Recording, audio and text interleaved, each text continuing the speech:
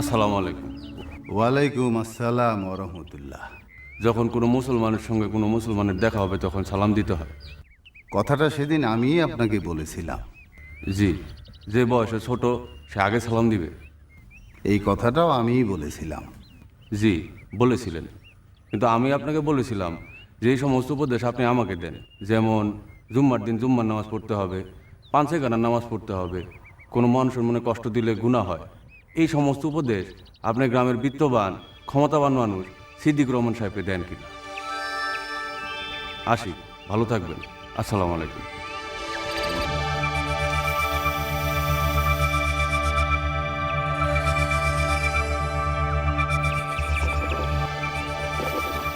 সোলেমান। জি চাচাজান। আমি মাসুদরে ন্যাংটা করার শাস্তিটা দিতাম না।